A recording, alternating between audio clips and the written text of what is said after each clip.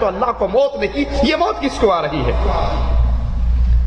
اولیاء اللہ کی توحید کو ماننے والے اور اس کے رنگ میں ڈوبے ہوئے. اب سوچئے جو اللہ کے ساتھ شریک کرے، اس کی ذات میں حلول کے عقیدے رکھے، وہ کیسے اللہ کے اولیاء ہو سکتے ہیں؟ چاول کا دیکھ کا ایک چاول آپ کو چیک کروا دوں کہ حلول کا عقیدہ رکھنے والے کتنے کفریہ عقائد کے اوپر اپنی زندگی گزار رہے ہیں. یہ ہمارے ہاتھ کے اندر دیوان محمدی، صفحہ اس کا 136، رائٹر ہیں اس کے سلطان الکاملین حجت العارفین عبد النبی المختار حضرت خواجہ محمد یار فریدی. کہتے ہیں سورت رحمان ہے تصویر میرے پیر کی. لا حول ولا قوت الا باللہ، انا للہ و انا الیہ راجعون. سورت رحمان ہے تصویر میرے پیر کی. اللہ کیا کہتا ہے؟ لیس کمثلہ شیء. اللہ کی کوئی مثال، اللہ کی کوئی مثال نہیں. وہ کہتا نہیں میرا پیر یہ اثر میں اللہ کی تصویر ہے. علم القرآن ہے تقریر میرے پیر کی. یہ قرآن جو تم پڑھ رہے ہو، جس کو تم اللہ کا قرآن کہتے ہو، اللہ کا کلام کہتے ہو، نہیں، یہ قرآن میرے پیر کا کلام ہے. کیا خدا کی شان ہے یا خود خدا ہے جلوہ گر، ملتی ہے اللہ سے تصویر میرے پیر کی. لا حول ولا قوت الا باللہ. رسول اللہ صلی اللہ علیہ وسلم سے معراج کی رات سوال ہوا کہ آپ نے اللہ کو دیکھا؟ کہا وہ تو نور ہے. اللہ تو نور ہے، میں اس کو کیسے دیکھتا؟ اللہ کو مومن دیکھیں گے جنت میں، دنیا کی آنکھ سے نہیں، جنت میں جا کر اپنی آنکھ سے دیکھیں گے. لیکن اس دنیا میں کوئی اللہ کا دیدار نہیں کر سکتا، جیتے جاگتے نہیں دیکھ سکتا. لیکن یہاں دعویٰ ہو رہا ہے کہ میرا پیر اور اللہ ایک چیز ہے. میرے پیر کی تصویر، میرے پیر کا کلام وہ اللہ کی تصویر ہے، وہ سورت رحمان ہے اور وہ پیر کا کلام ہے. اب انہی لوگوں کو ہمارے ہاں اولیاء اللہ کا القاب ملتے ہیں. اولیاء اللہ کیا؟ سلطان الکاملین حجت العارفین. یہ عارفین پر حجت ہے، کاملین کے بادشاہ ہیں. ان کا نام بہت بڑے اولیاء کے ناموں میں شمار ہوتا ہے. اور یہ اللہ کی توحید کی بنیادی بات کہ قل هو اللہ احد، اللہ تنہا ہے، اکیلا ہے، یکتا ہے، اپنی ذات میں تنہا ہے. نہ عیسیٰ اس کا بیٹا ہے، نہ عزیر اس کا بیٹا ہے، نہ فرشتے اس کی بیٹیاں ہیں. اس بنیادی عقیدے کا انکاری ہے، اللہ کی توحید کے انکاری. اسی طرح یہ ہمارے ہاتھ میں فضائل صدقات، جس کا صفحہ 558 ہے. اسی عقیدے کو کہ انسان سٹیج پہ چلتے چلتے عبادت کرتے کرتے ایسے مقام پہ پہنچ جاتا ہے کہ پھر وہ خود ہی اللہ بن جاتا ہے. مولانا ذکریہ صاحب تبلیغی جماعت کے امیر اپنی کتاب صفحہ 558 فضائل صدقات حصہ 2 پہ لکھتے ہیں، یا اللہ معاف فرمانا، حضرت کے ارشاد سے تحریر ہوا ہے، جھوٹا ہوں، کچھ نہیں ہوں، تیرا ہی ذل ہے، تیرا ہی وجود ہے، میں کیا ہوں، کچھ نہیں ہوں، اور جو میں ہوں وہ تو ہے. لا حول ولا قوت الا باللہ، انا للہ و انا الیہ راجعون. تعالی اللہ عما یقولون. اللہ ان کی اس کلام سے پاک ہے، سبحان ہے، بلند ہے. یہ اس اللہ پر تہمت لگا رہے ہیں، یہ اس اللہ کی طرف جھوٹ کی نسبت کر رہے ہیں اور اس کفر کے عقیدے کو امت پہ پیش کر رہے ہیں کہ اے اللہ جو تو ہے وہ میں ہوں، اور میں اور تو خود شرک در شرک ہے. تو میرا شریک ہے اور میں تیرا، تو میرے میں سے نکلا ہے اور میں تجھ میں سے. اس عقیدے کو، اس عقیدے کو جو عقیدہ وحدت الوجود کہ ہر چیز ہی اللہ ہے، بندہ بھی اللہ ہے، اللہ بھی بندہ ہے، یہ کفر کا عقیدہ. ان کا نام اولیاء کی لسٹ میں بہت بلند نام ہے. لکھتے ہیں ان کو قطب العالم، یہ پورے عالم کے قطب ہیں.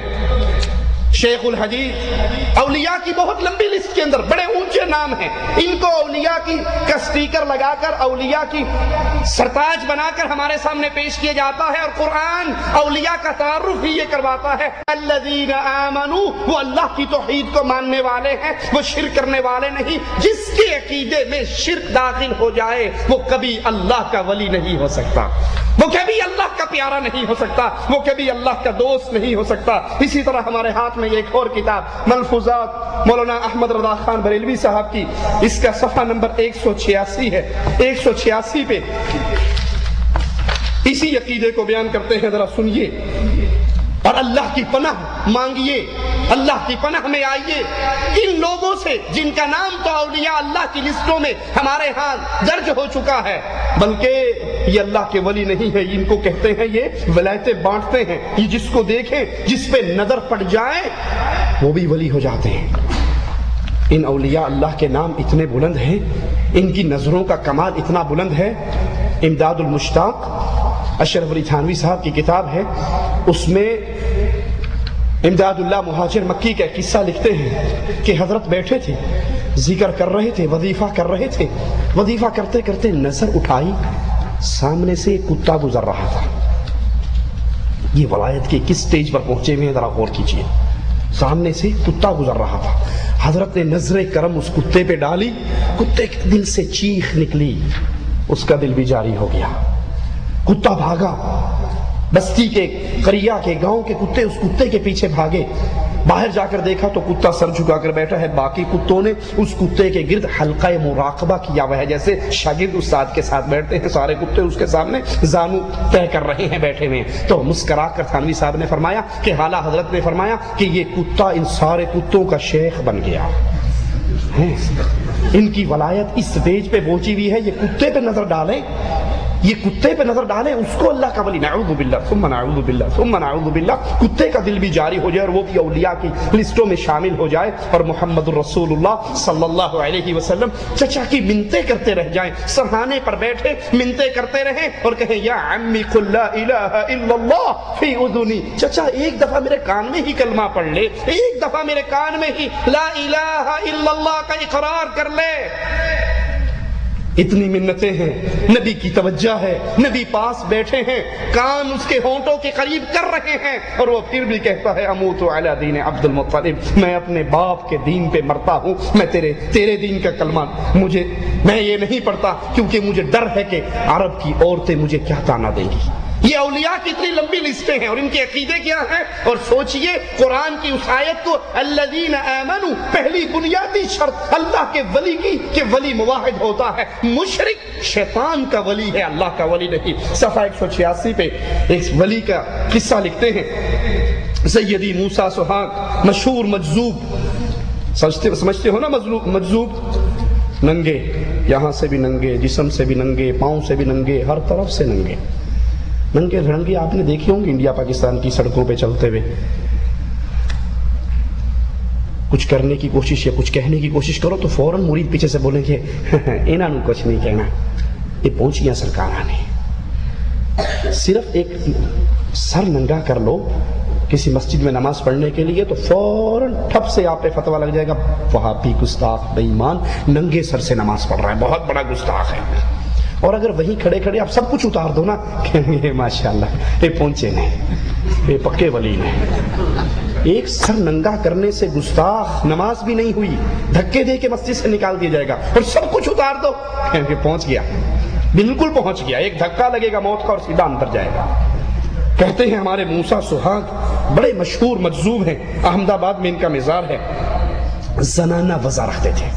رسول اللہ صلی اللہ علیہ وسلم نے کیا فرمایا؟ جو مرد عورتوں کی مشابہت کرے اللہ کی لعنت ہے، جو عورت مردوں کی مشابہت کرے اس پر بھی اللہ کی لعنت ہے، اور اللہ اپنے ولیوں پہ لعنت، اپنے پیاروں پہ لعنت نہیں کیا کرتا، لعنت تو اللہ کے دشمنوں پر ہوتی ہے، اور یہ اللہ کا ولی جس کو تم اللہ کا ولی کہتے ہو یہ پہلا کام ہی ملعون والا کر رہا ہے۔ کہتے ہیں زنانہ وضع رکھتے تھے، ایک بار قحط پڑا، بادشاہ و قاضی اکٹھے ہوئے، دعا کے لیے کہا، جب آہو زاری لوگوں کی بڑھ گئی، اس خبیث نے جس کو ولی کہا جا رہا ہے یہ شیطان کا ولی ہے، یہ اللہ کا دشمن ہے، سنیے اللہ کی توحید کی پہلی شرک، اللہ کی ذات کی وحدانیت کا پہلا اقرار جس کو کفار مکہ نے بھی تسلیم کیا، یہ کیا کہہ رہا ہے؟ اس نے پتھر اٹھایا، ہاتھ کی چوڑیوں کی طرف لایا، آسمان کی طرف منہ کر کے کہا یا تو می بھیج یا اپنے سہاگ کو واپس لے لے، یہ جو چوڑیے ہیں یہ تیرا سہاگن، یہ میں تیری سہاگن بیوی ہوں، اور یہ چوڑیے میں نے پہنی ہے، یہ تو نے پہنائی ہے، میں اس کو توڑنے لگا ہوں، یا تو بارش برسا دے یا میں چوڑیے توڑ دوں گا۔ یہ کہنا تھا کہ گھٹائے پہاڑوں کی طرح آئی